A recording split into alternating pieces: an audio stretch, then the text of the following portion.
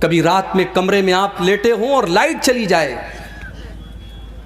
تو عورتیں تو ڈر جاتی ہیں, بچے ڈر جاتے ہیں, بالکل اندھیرا ہو جاتا ہے, ہم بھی ڈر جاتے ہیں. انسان بالکل اندھیرا ہو جائے تو انسان سوچنے لگتا ہے کہاں جائے, دروازہ کدھر ہے, سوئچ کدھر ہے, سامان کدھر ہے, انسان سوچنے پر مجبور ہو جاتا ہے.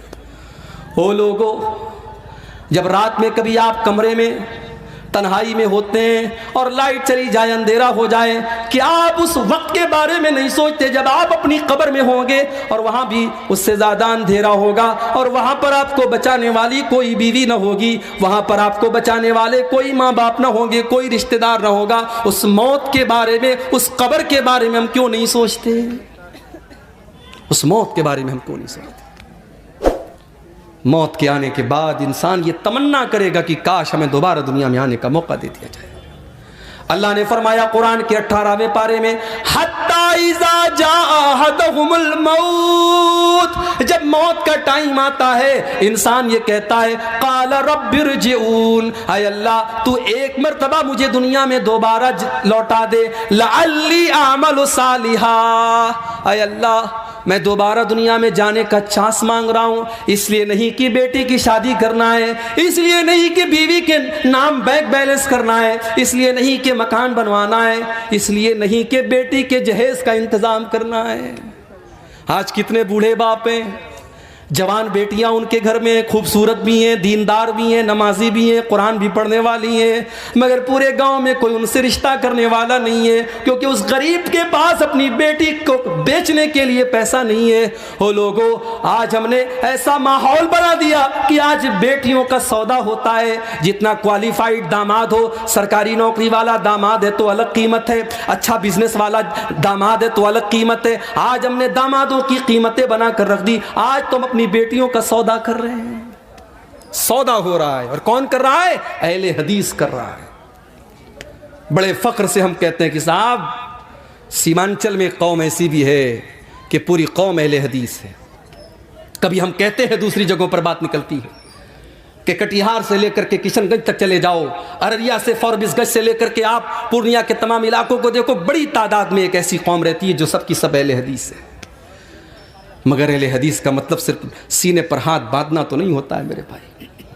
اہل حدیث کا مطلب صرف نماز میں زور سے آمین کہنا تو نہیں ہوتا ہے. اہل حدیث کا مطلب ہوتا ہے قرآن و حدیث پر چلنے والا. اور اللہ کی قسم جو قرآن و حدیث پر چلے گا وہ جہیز کی ڈیمانڈ تو نہیں کرے گا, وہ جہیز کا لین دین تو نہیں کرے گا جو آج ہمارے یہاں ہو رہا ہے. بیٹیوں کا سودا ہو رہا ہے.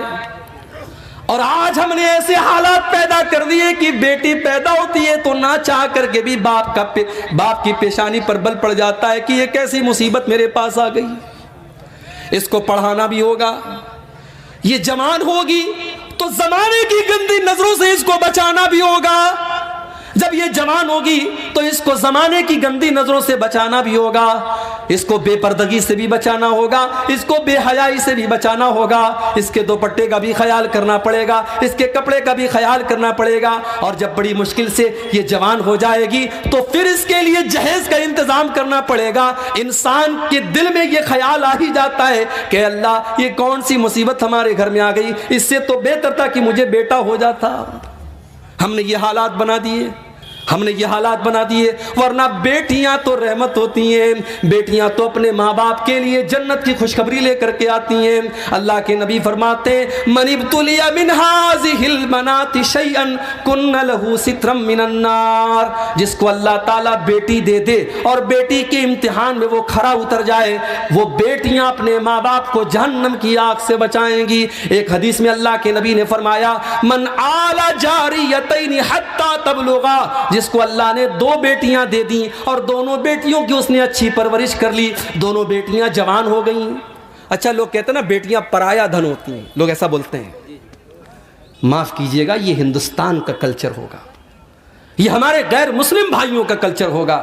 بیٹیاں پرایا دھن نہیں ہوتی, بیٹیاں اپنا دھن ہوتی ہیں, بیٹیاں اپنا دھن ہوتی ہیں. اور ہم نے دیکھا ہے کہ ماں باپ آخری سانسیں لے رہے ہیں اور اسی گھر میں رہنے والا جوان بیٹا ایک بار پلٹ کر کے باپ کی اور ماں کی حال چال نہیں لیتا ہے, اور بیٹی بیچاری سسرال سے دوڑی دوڑی آتی ہے اور ماں کے بغل میں بیٹھ کر اور باپ کے بغل میں بیٹھ کر ان کی سیوا کرتی, ان کی خدمت کرتی ہے.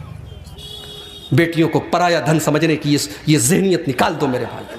بیٹیاں ہمیشہ اپنی ہوتی ہیں، اور جس کو اللہ نے 2 بیٹیاں دے دیں، اور اللہ کے پیارے نبی کہتے ہیں کہ جس نے ان دونوں بیٹیوں کی پرورش کر لی یہاں تک کہ وہ دونوں بیٹیاں جوان ہو گئیں، تو قیامت کے دن وہ انسان اس حال میں آئے گا۔ اللہ کے نبی نے اپنی دونوں انگلیوں سے اشارہ کر کے فرمایا کہ جیسے یہ دونوں انگلیاں ایک دوسرے کے ساتھ ملی ہوئی ہیں، لگی ہوئی ہیں، بیٹیوں کی پرورش کرنے والا وہ باپ وہ ماں کل قیامت کے دن جنت میں میرے ساتھ اس طریقے سے رہے گا جیسے یہ دونوں انگلیاں ایک دوسرے سے ملی ہوئی ہیں۔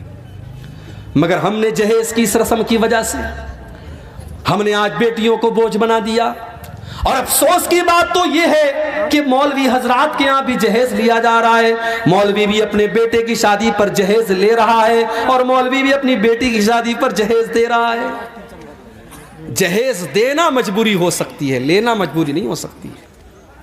اگر آپ لے رہے ہیں اس کا مطلب کہ آپ اس چیز کو جائز سمجھ رہے ہیں میرے بھائی، آپ اپنی غیرت کا اور اپنی عزت کا جنازہ خود نکال رہے ہیں۔ شادی کے پہلے دن جس بیڈ کے اوپر آپ سوتے ہیں وہ بیڈ آپ کو سسرال سے مل رہا ہے، جو شیروانی پہن کر کے آپ نکاح پڑھ رہے ہیں وہ شیروانی بھی سسرال کے پیسے سے مل رہی ہے، جو خوبصورت ٹائٹن کی گھڑی آپ نے 3-4 ہزار کی لگائی ہے وہ بھی آپ کو سسرال سے ملی ہے۔ تو آپ کس ٹائپ کے مرد ہیں؟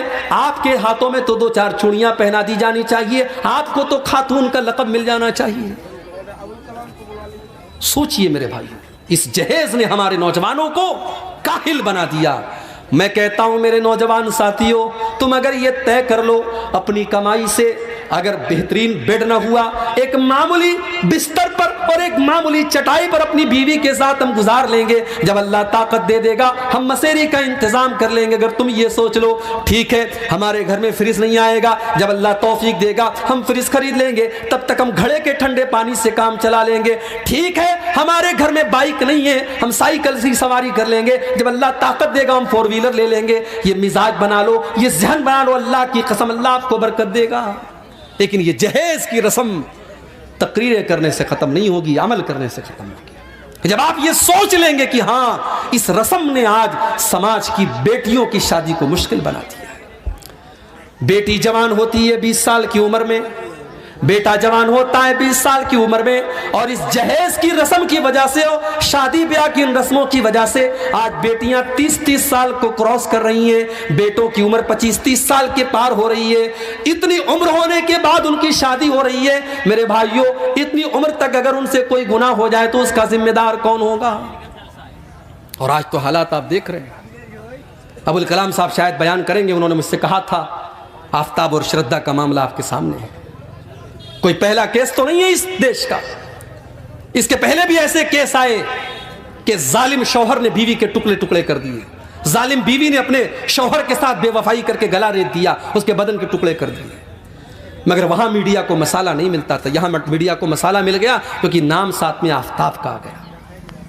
فیس بک کے اوپر نارمل پوسٹوں میں کمنٹ آتا ہے کہ مسلمان سے شادی کرنے کے پہلے دیکھ لینا اس کے گھر میں فریزر تو نہیں ہے، کہیں تمہارے بھی بدن کے 36 ٹکڑے نہ کرتے۔ میرے پیارے ساتھیوں، سب کی جڑ یہ ہے کہ آج ہم نے اسلام کو بالائے طاق رکھ دیا، ورنہ یہ اسلام کی تو تعلیم ہی نہیں ہے کہ لڑکا اور لڑکی بغیر نکاح کے ساتھ میں رہیں۔ بھارت کا قانون اجازت دیتا ہے کہ لڑکا لڑکی بغیر نکاح کے ساتھ میں رہ سکتے ہیں، اس کو لیو ان ریلیشن شپ کہا جاتا ہے، مگر اسلام کی نظر میں یہ زنا ہے، اسلام کی نظر میں یہ بدکاری ہے، اسلام اس کی اجازت نہیں دیتا۔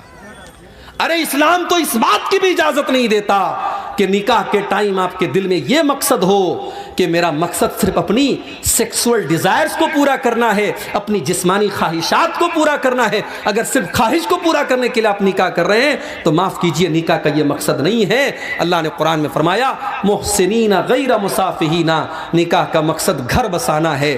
آپ گھر بسانے کے لیے نکاح کر رہے ہیں، اس لڑکی کو آپ گھر میں لا رہے ہیں تاکہ ایک نیا پریوار بسائیں، ایک نیا گھر بنائیں۔ تو جہیز کی اس رسم کی وجہ سے بھی آج سماج میں بڑی برائیاں ہو رہی ہیں۔ اللہ نے فرمایا کہ اس کے پہلے کی موت آ جائے، اس کے پہلے کی موت آ جائے تم اللہ کے راستے میں خرچ کرو۔ جب موت آ جائے گی تو تم یہ کہو گے کہ اے اللہ کاش تو مجھے تھوڑا سا وقت اور دے دیتا تاکہ میں تیری راہ میں صدقہ اور خیرات کرتا۔ اللہ نے فرمایا وَلَن يُؤَخِّرَ اللَّهُ نَفْسًا إِذَا جَاءَ أَجَلُهَا لیکن جب موت کا ٹائم آ جائے گا تو ایک سیکنڈ بھی کسی کو مہلت نہیں ملے گی، ایک سیکنڈ بھی کسی کو مہلت نہیں ملے گی۔ ایمان تو فرعون بھی لایا تھا، جی ہاں فرعون بھی ایمان لایا تھا۔ کب لایا تھا؟ جب موت کو سامنے دیکھ لیا تھا۔ جب فرعون ڈوبنے لگا تو فرعون نے کہا آمنت بالذی آمنت بہ بنو اسرائیل، میں اس اللہ کے اوپر ایمان لاتا ہوں جس اللہ کے اوپر بنی اسرائیل ایمان رکھتے ہیں۔ اللہ نے فرمایا الآن وقد عصیت من قبل، اے فرعون تو اب جا کر کے ایمان لا رہا ہے، اب تیرے ایمان لانے کا کیا فائدہ، تیری ساری زندگی تو گناہوں میں گزری ہے۔ میرے نوجوان ساتھیوں، موت اپنے وقت پر آئے گی اور آپ کو مہلت نہیں دے گی۔ ایک آخری واقعہ بیان کر کے بات ختم کر رہا ہوں، مجھے ابھی فوراً نکلنا ہے پورنیہ کے لیے، ٹرین پکڑنی ہے، کل بنارس میں پروگرام ہے میرا، اور وہ اپنے محلے کا اپنے گھر کا پروگرام ہے، وہاں شامل ہونا ضروری ہے۔ ایک آخری واقعہ سنا رہا ہوں، سعودی عرب کا سچا واقعہ، وہاں کے عالم دین نے لکھا ہے۔ 3-4 نوجوان گاڑی میں بیٹھے اور سعودی عرب کی سڑکیں ماشاءاللہ بہترین سڑکیں ہیں، پوری سپیڈ سے گاڑی چل رہی ہے، پوری سپیڈ سے گاڑی چل رہی ہے، ایکسیڈنٹ ہو گیا اور 4 نوجوانوں میں سے 3 نوجوان آن دا اسپاٹ انتقال کر گئے، فوراً مر گئے۔ ایک نوجوان بچ گیا، آخری سانسیں لے رہا ہے۔ ٹریفک پولیس والے، شرطۃ المرور والے اس کے پاس پہنچے اور اس سے پوچھا کہ کیا حال ہے تمہارا، تم کہاں جا رہے تھے، کیا نام ہے تمہارا؟ اس نوجوان کے منہ سے بس ایک ہی لفظ نکلتا ہے انا فی سقر، انا فی سقر، انا فی سقر، میں سقر میں ہوں، میں سقر میں ہوں، میں سقر میں ہوں۔ ٹریفک پولیس والوں کو اس بات کا مطلب سمجھ میں نہیں آیا۔ ٹریفک پولیس والوں نے اس علاقے کے عالم دین سے کانٹیکٹ کیا کہ یہ نوجوان لڑکا آخری ٹائم میں آنا فی سقر کہہ کر کے مر گیا، اس کا مطلب کیا ہے؟ عالم دین نے، مولوی صاحب نے کہا کہ اس کا مطلب تمہیں قرآن کے 29ویں پارے میں ملے گا۔ قرآن کا 29واں پارہ اٹھاؤ، اللہ فرماتا ہے جب جنتی جنت میں جائیں گے، جب جہنمی جہنم میں جائیں گے تو جنتی جہنمیوں سے پوچھیں گے ما سلککم فی سقر، تم سقر کے اندر کیسے چلے گئے؟ سقر مطلب بہت خطرناک گڈھا، جہنم کا ایک نام سقر بھی ہے کیونکہ جہنم گڈھے کی طرح ہے، انسان اس کے اندر گرے گا، اس لیے جہنم کا ایک نام سقر بھی ہے۔ جنتی جہنمیوں سے سوال کریں گے ما سلککم فی سقر، تم جہنم کے اندر کیوں چلے گئے؟ تو جہنمی کیا جواب دیں گے؟ قالوا لم نک من المصلین، ہم نماز نہیں پڑھا کرتے تھے۔ عالم دین نے کہا یہ نوجوان نماز نہیں پڑھتا تھا اور مرنے کے ٹائم اللہ تعالیٰ نے ایسا منظر اس کو دکھایا کہ اس نے محسوس کیا کہ وہ جہنم کی آگ میں جل رہا ہے، اس لیے وہ یہ کہہ کر کے دنیا سے گیا کہ انا فی سقر، انا فی سقر، میں سقر میں ہوں، میں سقر میں ہوں۔ میرے عزیزوں، میرے نوجوان ساتھیوں، بڑے درد کے ساتھ آپ سے گزارش کرتا ہوں کہ اپنی جوانی کا مس یوز کرنا بند کر دو، یہ موبائل کا غلط استعمال کرنا بند کر دو۔ 2 چیزوں کی گارنٹی لے لو، 2 چیزوں کی گارنٹی لے لو۔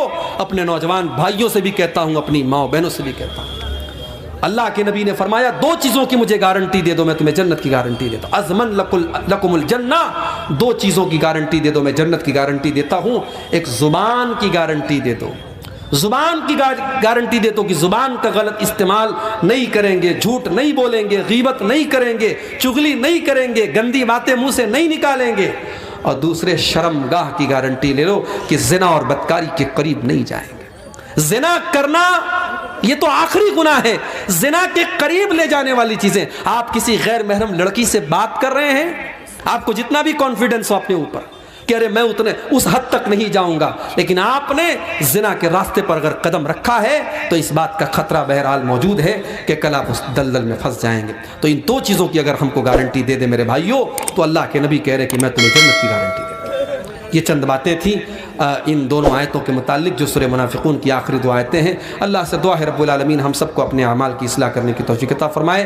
رب العالمین ہمارے نوجوانوں کی، ہمارے ماؤں بہنوں کی خاص طور سے اصلاح فرمائے، جب تک ہمیں دنیا میں زندہ رکھے، اسلام پر زندہ رکھے، اور ہم سب کا خاتمہ ایمان پر ہو، آمین۔ وآخر دعوانا الحمدللہ رب العالمین، والسلام علیکم ورحمۃ اللہ۔